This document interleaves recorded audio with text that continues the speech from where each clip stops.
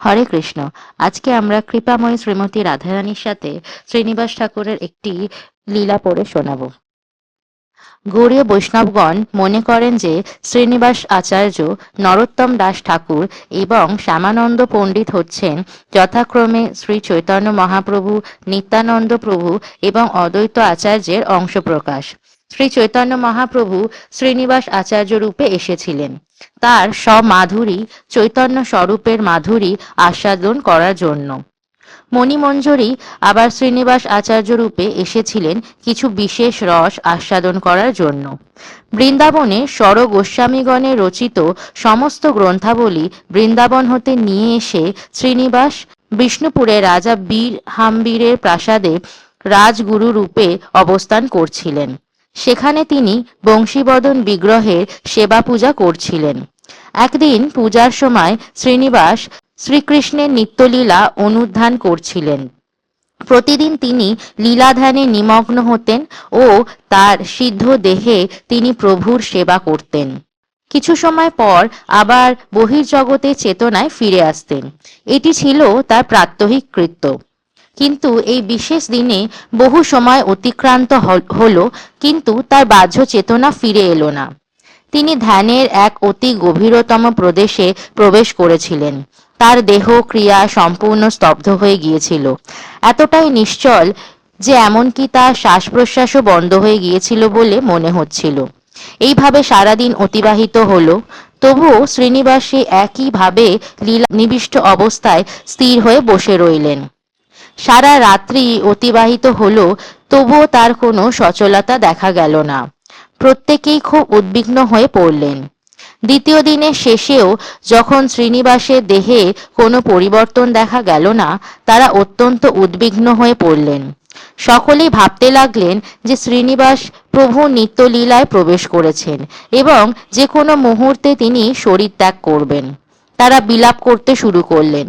সংবাদ পেয়ে বহু মহান ব্যক্তি যেমন রাজা বীরহাম্বীর, ব্যায়ামাচার্য, কৃষ্ণবল্লভ, বল্লভী কবিরাজ প্রভৃতি এই অবস্থায় শ্রীনিবাসকে দর্শন করতে এলেন।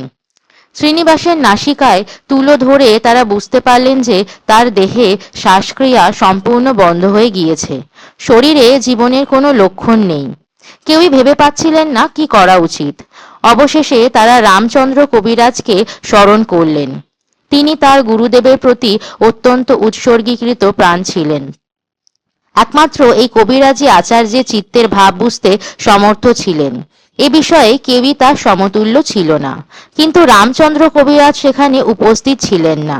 তাকে সংবাদ পাঠিয়ে যত শীঘ্র সম্ভব তাকে শ্রীনিবাস আচার্যের কাছে নিয়ে আসার জন্য কয়েকজনের একটি ভক্ত দলকে পাঠানো হলো। শ্রীনিবাসের ঘনিষ্ঠ ভক্তগণ তবুও গভীর উদ্বেগে রইলেন। রামচন্দ্রের নিবাস তো বহু দূরে। তার আসার পূর্বেই যদি কিছু ঘটে যায় তাহলে কি হবে? প্রত্যেকেই উৎকণ্ঠিত হলেন। কিন্তু সবিস্ময়ে তারা দেখলেন যে তৃতীয় দিনে রামচন্দ্র স্বয়ংই সেখানে উপস্থিত হলেন। যদি কেউ তার সমগ্র বাহ্যিক চিন্তাভাবনা সংবৃত্ত করে কায় মন বাক্যে গুরুদেবকে জীবন সর্বস্বরূপে হৃদয়ে গ্রহণ করে, তাহলে গুরুদেব তার শিষ্যের হৃদয়ে আবদ্ধ হন। রামচন্দ্র ছিলেন সেই ধরনের শিষ্য, গুরুদেবের প্রতি সম্পূর্ণ উৎসর্গকৃত জীবন। এইভাবে তিনি সত্যই অন্তরে বিষ্ণুপুরে তার গুরুদেবের এই অবস্থার কথা জানতে পারলেন এবং তৃতীয় দিনে সেখানে উপনীত হলেন। রামচন্দ্র বিষ্ণুপুরে এসে সকলকে এ বিষয়ে আশীর্বাদ করলেন। তোমাদের আদৌ বিচলিত হওয়ার কারণ নেই। খুব শীঘ্রই আচার্য তার বাহ্য চেতনায় ফিরে আসবেন। আমি ধ্যানে দেখেছি তিনি এখন কোথায় কোন লীলায় নিবিষ্ট হয়ে আছেন। তিনি যেখানেই থাকুন, তোমাদের সকলের কৃপায় আমি শীঘ্রই তাকে ফিরিয়ে নিয়ে আসব। তখন রামচন্দ্র শ্রীনিবাস আচার্যের ভার্যা মাতা গৌরাঙ্গ প্রিয়াকে প্রণতি নিবেদন করলেন এবং শ্রীনিবাসের পাশের আসনে উপবেশন করলেন। তিনি ধ্যানে নিবিষ্ট হলেন। এই রামচন্দ্র ছিলেন করুণা মঞ্জরী। তিনি কিছু বিশেষ রস আস্বাদনের জন্য রামচন্দ্র রূপে আসেন। এছাড়া গদাধর পণ্ডিতও রামচন্দ্রের মধ্যে আবির্ভূত হয়েছিলেন তার নিজস্ব কিছু বিশেষ নিগুড় রস আস্বাদনের জন্য। ধ্যানে রামচন্দ্র করুণামঞ্জরীকে রাধাকৃষ্ণের নিত্যলীলায় প্রবেশ করলেন। তিনি দর্শন করলেন যে সকল মঞ্জরীগণ ব্রজে যমুনার জলে মহা উৎকণ্ঠায় বিশেষ কিছু সন্ধান করছে। তার গুরুদেবকে তার নিত্য রূপ মণিমঞ্জরী রূপে তাদের সাথে মিলিত হয়ে সন্ধান করছে। করুণামঞ্জরী মণিমঞ্জরীর কাছে গেলেন। করুণাকে দর্শন করে মণিমঞ্জরী খুব খুশি হলেন। তিনি বললেন, আমরা শ্রীমতী রাধারানীর নাকের নথ সন্ধান করছি। আজ সকালে যখন সখীগণ শ্রী রাধাকে দেখতে গিয়েছিল, তারা দেখতে পেল যে তার নাকে নথ নেই। তারা এতে অত্যন্ত বিচলিত হয়ে পড়ে ও আমাদেরকে নথটি সন্ধান করতে আজ্ঞা দেয়। গত রাত্রে শ্রীমতী মহারাসলীলায় নিমগ্না ছিলেন। পরবর্তীতে যখন সে যমুনায় স্নান করে, তখন অজান্তে সেখানে তার নথটি হারিয়ে যায়। সেজন্য আমরা সকলে মিলে সেই অলঙ্কারটি সন্ধান করছি। রামচন্দ্র কবিরাজ বুঝতে পারলেন যে তার সিদ্ধ দেহে শ্রীনিবাস এই 3 দিন ওই অলঙ্কার সন্ধান করছেন। তার সিদ্ধ রূপের লীলা সম্পূর্ণ হওয়ার পূর্বে তার জাগতিক প্রকট লীলায় ফিরে আসার কথা তার মনেই উদিত হয়নি। তিনি উপলব্ধি করলেন যে এই অলঙ্কার না পাওয়া পর্যন্ত শ্রীনিবাস প্রভু তার প্রকট দেহে ফিরে আসবেন না। তার গুরুদেবের কৃপা কামনা করে রামচন্দ্র তার সিদ্ধ রূপ করুণামঞ্জুরি রূপে যমুনার জলে অলঙ্কারটি খুঁজতে শুরু করলেন। গুরু কৃপা বলে রামচন্দ্র শীঘ্রই একটি পদ্মপাতার নিচে অলঙ্কারটি খুঁজে পেলেন। করুণামঞ্জরী নথটি মণিমঞ্জরীকে দিলেন। আনন্দে উচ্ছ্বসিত হয়ে মণিমঞ্জরী সেটি গুণমঞ্জরী মানে গোপাল ভট্ট গোস্বামীর নিত্যদেহকে দিলেন। তিনি এটি ললিতা সখীকে দিলেন। ললিতা নথটি রাধারানীর কাছে নিয়ে গেলেন। এখানে লক্ষণীয় কিভাবে ভগবানের লীলায় শরণাগতির ভাব সর্বদাই বিদ্যমান। পারমার্থিক জীবনে শরণাগতির ক্রম পর্যায়ে প্রক্রিয়াটি খুবই গুরুত্বপূর্ণ।